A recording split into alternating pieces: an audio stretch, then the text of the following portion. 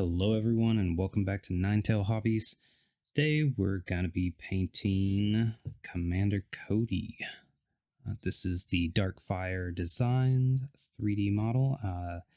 They are not paying for this, but they did hook me up with a couple of awesome models, some of which you're going to be seeing later. And I thought since Cody got announced, a lot of people would be interested in the 212th and everything and how to do a quick paint job for that crew. So let's get straight into it. First off, highlight your favorite clone trooper, stormtrooper, whatever. However you prefer to do your whites. I prefer to do oil paints. This was super duper quick and simple, took like 5 minutes. We're going to start off with some Grim Black speed paint. You can use contrast paint, you can use black. I just like to use this because I'm wanting to do it quick and it kind of self-highlights. Also, another thing I really like about speed paints is if you get a little bit where you don't want to, people keep complaining about the activation. Use that and you can just get a wet brush and wipe off where you don't want to, and that's really nice when you're painting next to white. But you just got to paint the gun, the gloves, all the soft bits that aren't armor. And then I'm using my favorite gray. This is Bastion Gray from P3. Amazing color. And this is perfect for Cody and the 2/12 inner armor. And then using Vallejo Orange Brown for the base color of this. Great coverage, brilliant paint. Works really well when you need to highlight up to yellow and if you don't want to use pink. And when you're doing a specific character, it's always good to have reference images pulled up. I kept checking back and forth to make sure which bits of Cody were exactly what color. And this is an example right here. I forgot to do parts of his helmet, and I just went back and real quickly touched everything up. And then couldn't forget his markings, using the exact same method I did for everything else. I like using a flat brush when doing something like this, just because you don't have to worry about getting all of your lines exactly the same right away like you do with a round brush and building up. And that's Cody base coated. If you wanted to stop here, you could throw him on the board and he would look just fine, but let's throw it a little extra.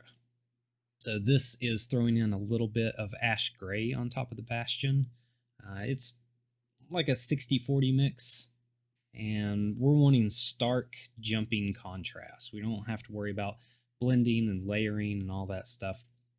We just want a nice impact when it hits the board. And then to give some cohesion to the piece, I used the Bastion Gray to highlight all of the black pieces. And then I came in with some Averland Sunset on top of the orange brown. Really nice color, fits this really well.